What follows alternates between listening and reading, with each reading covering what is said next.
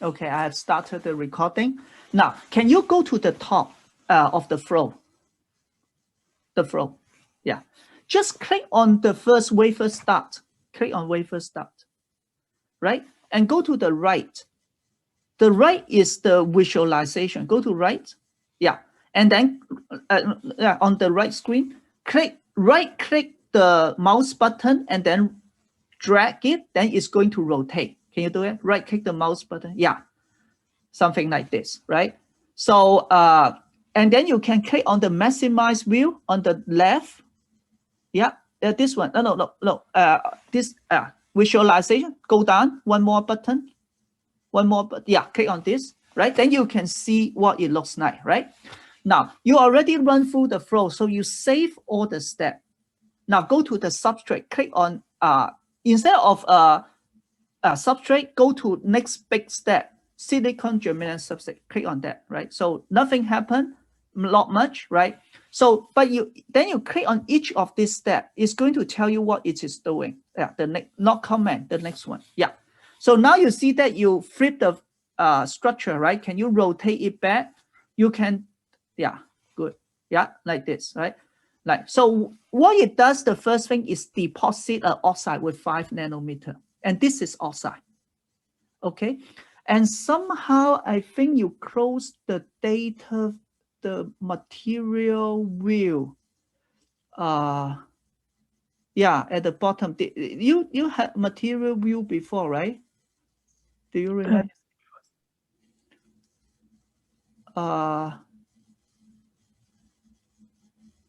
Yeah, right? So you see that, right? You see the oxide, you can turn it on and off.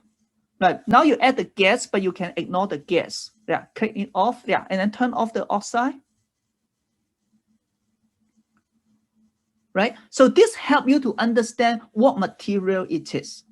Okay, so can you turn it on again?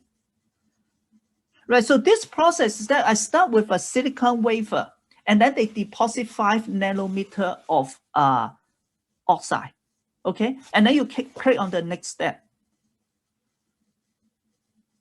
Right, so it deposits 10 nanometer of nitride as what we call hard mask. I don't know if you want to have a deep understanding of this, right? But this is how it makes a transistor. Okay, and then you go to the next step. You see, now can you maximize the screen?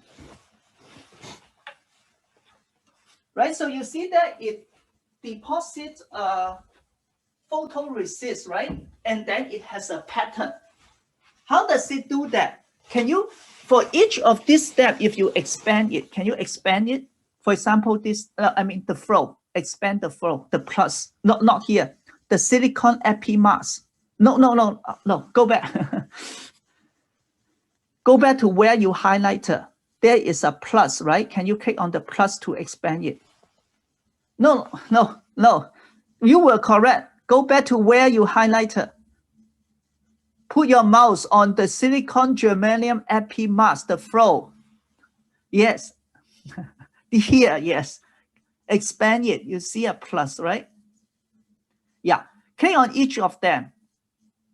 Right. At the bottom, you then go to the right. It has more information. Can you scroll to the right?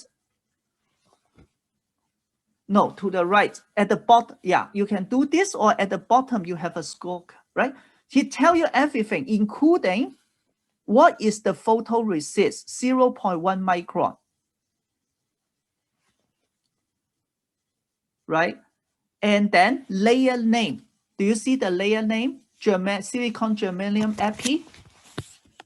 I should use annotation, right? This one, right? Can you go back to the layout? The clip, yeah. Do you see there's a layer called silicon germanium epi? Can you scroll down? Here, scroll down. Not there.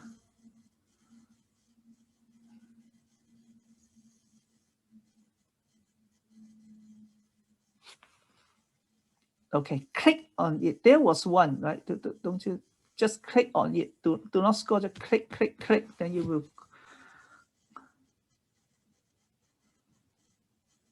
No, don't do this first. I want you to find the 9 called silicon germanium epi. Yeah, right? So it used this layer to create, the mask. Is that clear? Yes, it is clear. Okay, good. Right, so really, right, clear, right? Then you go back to the flow. To round. What I mean is the round, yeah. Right? That is why you have this hole, because you have that mask, right? And you only have this domain, and that's why this part got edge. Make sense? Yeah, it makes. Great. Okay. Now then just go to the next step. Right? Just keep clicking next step. You are done with this one, just collapse it. Yeah, okay. Yeah, this is also good, right? Now, do you see that what it does? What you just click is to, where are you?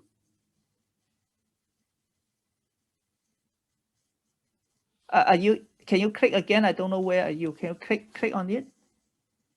No, we were not here, right? Silicon germanium substrate. Where is our hot mask? Okay, collapse this one. Yeah, right? You have the mask, and then you see that you don't have to expand. Yeah, but you can see what it is doing, right? When you expand. Here we say we etch the nitride. Do you see the nitride is gone and oxide is also gone? If you don't see it, just click the previous step and let's find the difference. Right? Just keep toggling. You know what this step does. That's the good thing as well, SPX, right? You don't need to wait S process to simulate for 24 hours. Make sense? Yes, Professor. Yeah. So by doing this, you see that it did the hot mask, right? I mean, it do the mask photoresist, then you etch away the oxide and nitride you deposited earlier, and then you etch the silicon 15 nanometer, and then it remove the photoresist. And then you fill up this region with silicon germanium. This was silicon. And then it removed the rest strip, remove the rest of the oxide and the nitride. Okay? Yeah. Okay, good. No question, right? Yeah, I understood. Great. Now, then you go to the next step. Just click on next step.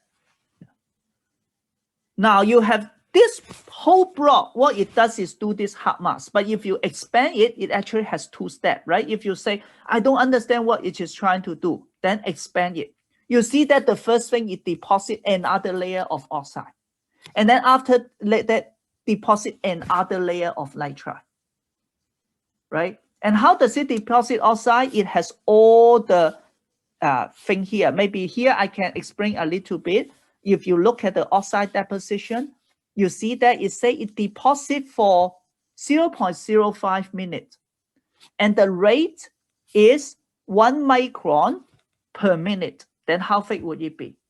It deposit for 0.05 minutes, but 1 micron per minute. How thick would it be? So this is depositing a layer. You deposit for 1 minute, but for each minute, the thickness is, you deposited for 0.005 minutes, but the rate is 1 micron per minute. How thick will the layer be? Any idea? Yeah, it will be multiple, right? It will multiply, right? So you see, this is just very simple, like what you're doing in your regular time. You do cooking. I make 10 dumping per minute, but only make maybe 0.1 minute. So how many dumping did I make? 1 dumping, right? So you don't need to worry about all this algorithm or whatever, right? This is just a simple thing. And then it also say what material you want to deposit oxide, right? So how do you change it? Can you go back to the flow? Right? If you go to the flow and then you click on this thin hard mask, that is the same place that we are talking about. Expand it. And then click on the oxide deposition. Do you see here? 0.005 minutes. And then 1 micron per minute. And then deposit oxide. So you can change things here. You see what I mean? So you say, oh, now I want to increase the thickness. Then you change the time or the rate. I want to use nitride, then I use nitride. This is the flow, but you actually can do it on the fly. If you go to route, can you go to route? Now in the route, you actually also can click on this one. Let's say, I suddenly think that I want to deposit nitride. I had a typo before. Right? Then you can just change here. Okay? Yes, Professor. Great. Now, then try to where are we now? Click on the now, then just click on here. We were here, right? We deposit the nitride. That's okay. So you see, oh, looks like useless, but we need this in real fabrication, and that is why it is here. Now you click on this single self-aligned double patterning, the second one. Now, this is a very complicated process. How do we create such a thin device in the real fabrication? Are you taking EE 224 this semester? Yeah, Professor. Yeah, I think I saw your name. I'm going to talk about something like this. Right now, how are you going to make a device pin as such a small feature? They talk about nanometer. Our lithography cannot do that. One of them is so-called single self-aligned double patterning, right? You see, this is the final width we want, right? So thin. You don't know how to do it. If you don't know, just click on each of the steps. Then you see the complicated flow they are using to make the device, right? You just click on this one by one, right? What do? They deposit poly, and then can you maximize it? Right, and then they deposit another layer of oxide in blanket, right? And then, yeah, and then another oxide. And then this is the mask. This is the thin mask. We call it thin Mandrel. Thin Mandrel is something created by your fin, right? Now, can you go back to your layout? Maybe expand this first. Can you expand this first so we know what layer it is?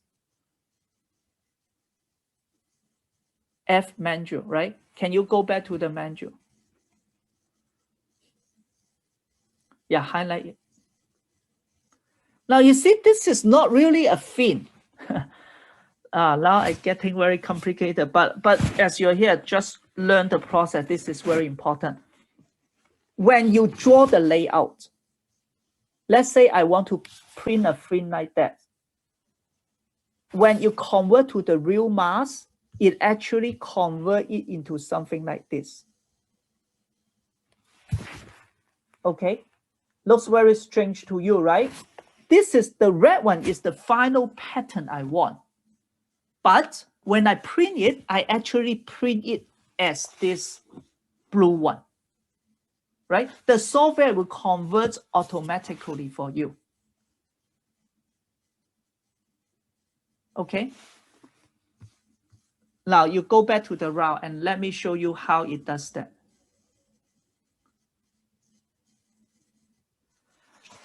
This one creates something called thin Mandrel, right?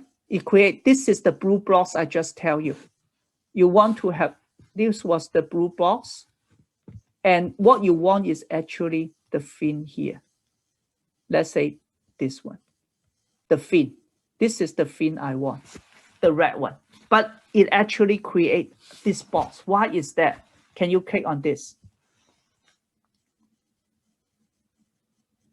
Right? Then you use this one to etch the resist that we, the nitride we deposit earlier. And then next step.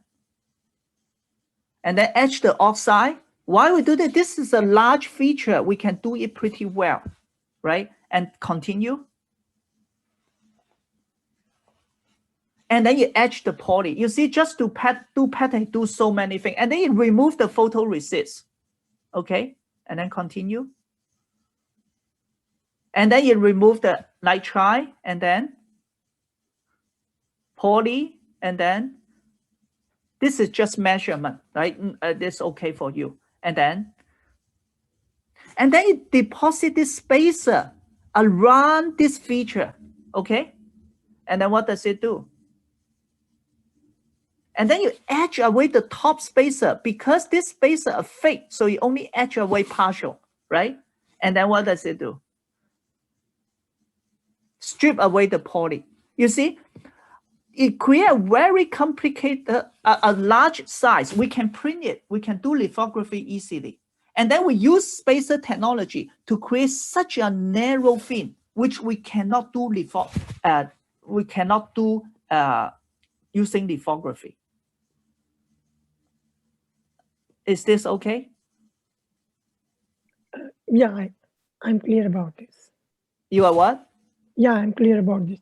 So now, you mean if we are looking for more precision layout creation, then we will introduce Mandrel, right? Exactly. And this is something you will hear a lot when you work in the industry, right? You draw something, you think that is what you finally want to get. When the GDS is going to be converted automatically to Mandrel. And sometimes they say, hey, this too thin, I draw in this way, should be perfect. But they will say you cannot do that because we rely on Mandrel. Every time you are going to have this U shape, you cannot say, I only want to create this one, right? But they have something called cut, poly cuts. They can have another layer to cut away this later, so you have too thin. But every time you do it, you get too thin. You always get too thin unless you try to cut it, right? So this is what you need to know if you do FinFET.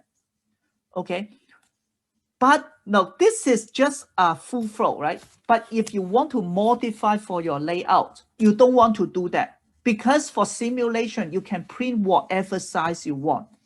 In your layout, you may have a fin like this, right? You don't need to say, oh my God, then does it mean that I need to convert this to here in order to do that? No need to do that. So in your layout, then it means you still use the fin.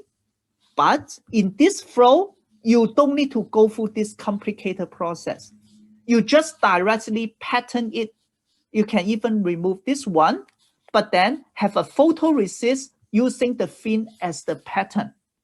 And then you go directly to this fin formation. Can you click on the next step? Fin formation. Right? This is at, hold on, go back to hard mask. This here. Where are you? Here. Right, and then hard mask. You see, we did so many things. It's just to transfer the fin into this region. Do you see that? We do so many things is eventually we want to have a mask. Instead of photoresist mask, we use oxide and nitride as mask. We transfer the mask from photoresist to oxide because they are hard. Then I use this one to etch the silicon. Is that okay? Yeah, it is. Yeah, good. But for your purpose, you don't need that. You can even remove all of them. Okay, you just directly form a photoresist here and then etch it. So that goes to fin formation. Can you expand the fin formation? No, this is hard mask patterning. Go to the bottom. Yeah, fin formation, right? So you see, then it's trying to etch the silicon germanium, right? If you forgot what, you just click back, right? Toggle it. Then you will see what this step does. right? It just etch vertically. Okay, and then you do a lot of complicated thing like micro loading, rounding, or whatever, right? Just go through them.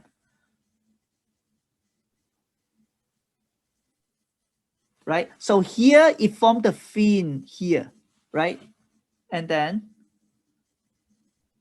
right, CD measurement, we don't care in this case, right? This is just to see the thickness. Just keep going. Right? And then you deposit oxide. Okay. Just keep going, yeah. And then panelization, and then do more loading, right?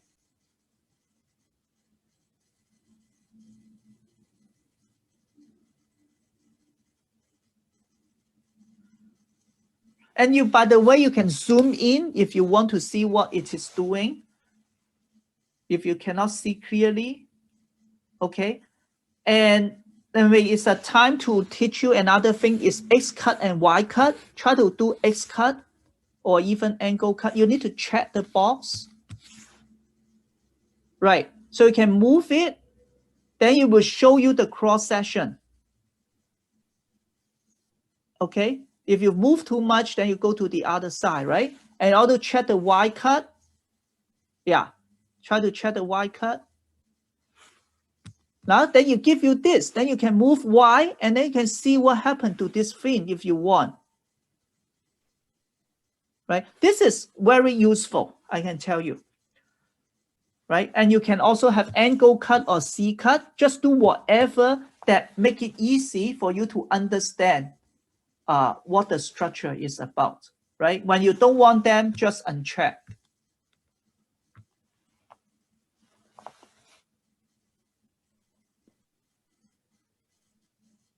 Okay? Yes, Professor. Yeah. So I think I won't spend more time on the rest because they're just the same. But now the main point for you is this, right? As I said, I hope you can learn something new. Go through this flow will help give you some idea for the state of art of fabrication process. If you want to learn, right? Go to the detail, you just click it, toggle, then see, you see, wow, it is so complicated. And if you reach a certain point that you don't understand, for example, you say, oh, I play with this, why we need the poly cut or whatever, just let me know, I can explain to you, right? Because the rest is not about the tooth now. For the rest is just to understand the flow, okay? But for you, you don't want to make your life so complicated because our goal is not create the flow in SPX. We want to do in S process, right?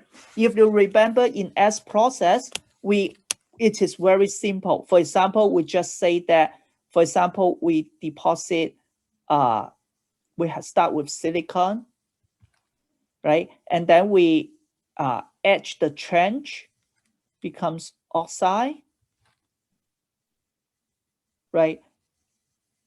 Not really etching the trench. I even forgot the flow. You start with silicon and then you grow the epi, right? I mean, for example, you start with silicon, you grow the epi, right? Silicon germanium. This is what we did. I forgot exactly if that's the case, but I think that's what we did, right? And then we say we just deposit a hard mask, photoresist. And then we just say we etch this one all the way to here, right? I don't know if you remember. And then we say we fill up it with the oxide in this region. Yes, Professor. I mean, it's very clear, right? Only 2 or 3 steps are involved. Like. Exactly. So all you need to do here is modify to this step. Do not play with this. No need to add hard mask or whatever. Is that okay? Yeah, it is clear. Yeah, so it means, for example, for the fin formation, right? You don't need this single self-aligned double patterning spacer. You don't need this hard mask, right? And the only thing you need is just etch silicon germanium. You only don't need to care about whether it's silicon or silicon germanium. Just use silicon throughout the flow. The reason why we are using SPX, as we just said, is because we want to do multi-layer and use this to test your layer, right? We are not going to, we are not trying to have the correct structure or whatever. Because in principle, we can use this for RC extraction, but I don't want you to do that. That will be another big project. So this again, first thing, if you would like, you have time, I really encourage you to understand the flow because, by the way, it can print out the flow if you go to report. It's going to print out every step in PDF, right? Keep a copy with you. In the future, in your work, when somebody talk about something like this in your cross-functional meeting, the device guy or your foundry supplier, the vendor, talk about this, say that, oh, the U is not good because this time we have a lot of micro-loading issue in the thin hard mask patterning, whatever. You know what they are talking about. Okay, that would be, I really think this will be useful for you. And if you like, then you do this that deep, right? If not, if you think approximately you know how to use this tool, you can start modifying, right? Delete this thing, and then you don't modify here, try to modify from the flow, right? And then you can run it, and on the fly, you can run from scratch or whatever. Keep seeing how it works. Can it build the structure you want? Eventually, it build the structure you want, you have the right mask, then we move back to S process. Okay. Okay. Okay, I will stop recording.